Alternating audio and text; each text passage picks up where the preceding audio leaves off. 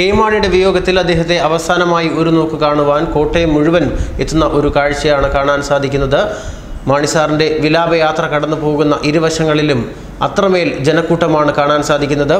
ഉച്ചയ്ക്ക് വിലാപയാത്ര കോട്ടയത്തെത്തും എന്നാണ് അറിയിച്ചിരുന്നത്. എന്നാൽ തടിച്ചുകൂടിയ ജനക്കൂട്ടത്തിനിടയിലൂടെ ഏറെ വൈകിയാണ് ഇപ്പോൾ ഏറ്റുമാനൂരിൽ എത്തിയിരിക്കുന്നത്. ഏറ്റുമാനൂരിൽ നിന്നിപ്പോൾ കോട്ടയത്തേക്ക് വിലാപയാത്ര കടന്നു പോവുകയാണ്.